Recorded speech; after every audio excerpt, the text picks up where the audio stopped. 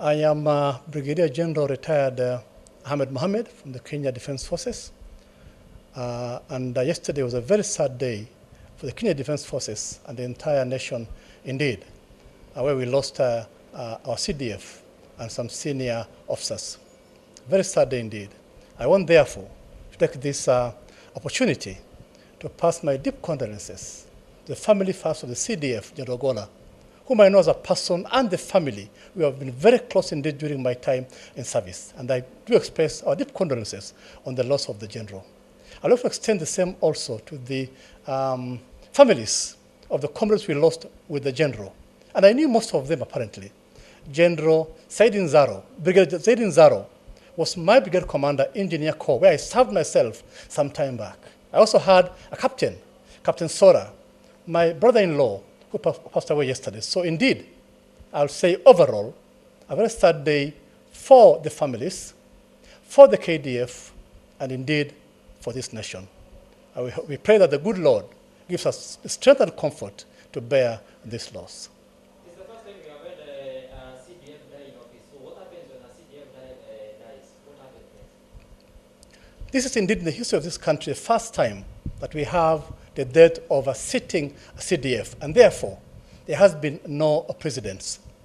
As mentioned by the Commander-in-Chief, the President and the Commander-in-Chief, this will be a state funeral, and therefore we'll see the body, as been done in the past, being held at Lee Funeral Home, and then at the right moment, we'll have the viewing of the body, and then indeed the service being done in Nairobi.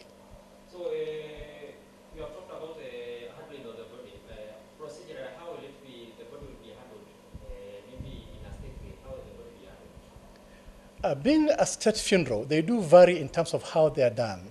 In this case, what we'll see is indeed the viewing of the body, which will be done both mainly for the CDF officers, and may also be opened for the public. And then after that, we'll have a church service, I believe, in Nairobi, before the body is finally flown home. Maybe what are the military ceremonies before the burial?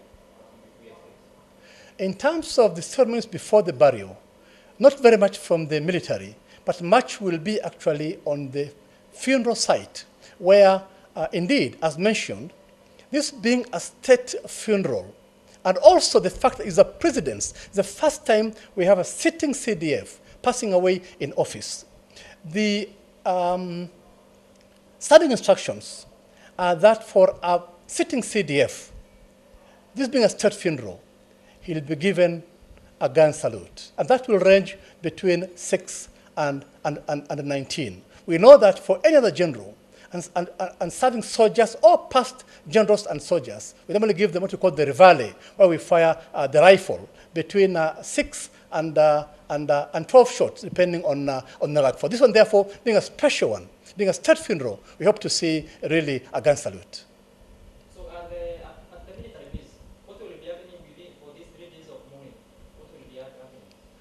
The President and Commander-in-Chief mentioned yesterday that there will be 3 days of mourning.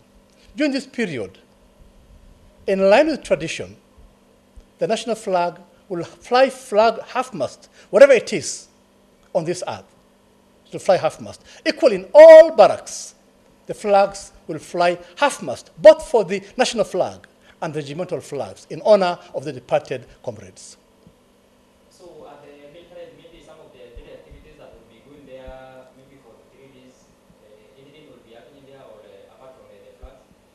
Now, in the camps, the main activity going on now is the preparations for the burial. As we said, if there will be that gun salute, it requires a bit of preparations, which will be done. Also, this being the first time for a sitting president, there has been no precedents. We believe there are open doors for certain activities that may likely take place. For instance, it may take place, it may not take place.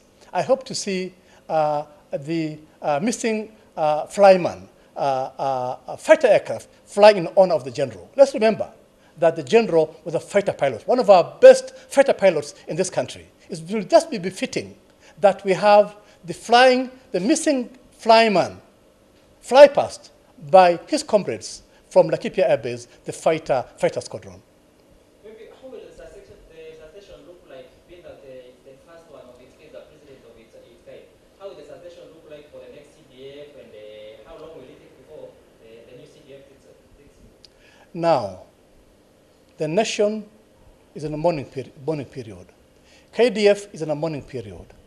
The issue of succession is not very important at this mourning period. However, I want to make one point very clear, that in the armed forces, Kenya Defense Forces, and indeed the entire worldwide armed forces, there's never a gap in command at any one time. The structure is such that should the boss pass away, should the commander pass away, the immediate deputy takes over that position until it is confirmed. Therefore, we know very well now that the Vice Chief of Defense Staff will fill the shoes immediately while waiting for the official appointment of the person to be appointed. Let me also make it very clear that that appointment is at the pleasure of the President and Commander-in-Chief. There are no two ways about that. It rests with him.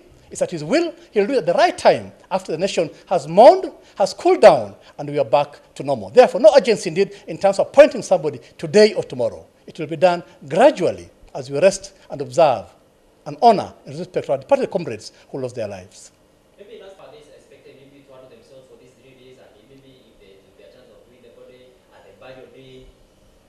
One thing is very clear, that for state funerals, we normally have something called the lying in state. We do remember that we have had a number of state funerals in this country for departed presidents done in parliament. At that time, when the body lies in state, the body is open to be viewed by any citizen of this country, and indeed by foreigners. I believe in this case now, for our past commander CDF, there will be time for viewing of the body. And apart from his comrades who are with him from the KDF, I believe strongly that there will be time for his friends across the entire nation, both in the country, outside the country, to come and pass their last respect when the body will be viewed sometime, I believe, maybe tomorrow. Maybe the other senior officers that were among the that passed on along with the CDF, what kind of the funeral will they be having? Will it depend on their rank? As I said, the only thing that is special for the CDF is the gun salute. For the others, we'll have the reveille. But indeed, for all of them, they'll receive a befitting funeral.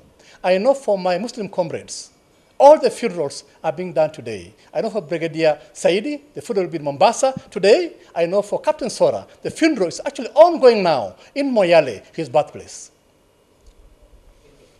Maybe we end in the morning, the CDF, and given a will that you must be. Good, we can, okay. Okay, we can say, are you ready? Are you ready? Yeah, ready, yes. Now, one thing we do in the armed forces is the respect for the wish of our officers and men.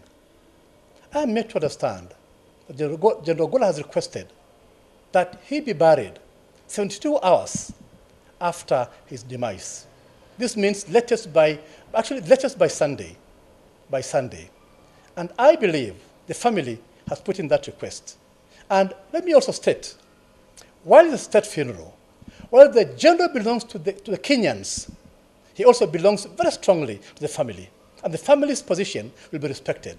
I'm told that the body will now be buried on Sunday in line with the request of the family. And we must all respect that wish. And I wish them well during that funeral. Maybe finally, would that timeline affect the process of the burial, the way it would have happened if there was no the timeline he had given before his demise? Very many has asked that, will that early burial affect the preparations as they go on? Let me mention that the KDF is very well placed to respond to circumstances. If it's so be that it's 3 days, I can assure you the KDF will be ready for that. And therefore, I look forward to that wonderful ceremony, that parting farewell for our former CDF. And it will be, indeed, a great ceremony. Thank you very much. Let me say farewell. Yes. Let me once again take this opportunity, a very sad moment indeed, to pass my deep condolences to Mrs. Ogolla and the family, whom we were very close friends. And also extend this to the comrades, the other families who lost their families. And indeed, to the KDF family and the entire Kenyan nation. A very sad day. The good Lord has his plans. The good Lord has his wishes. We'll obey that. But we pray that the good Lord, Allah subhanahu wa ta'ala, give the KDF, the families, and the nation the strength and comfort to bear this tragic loss. Thank you.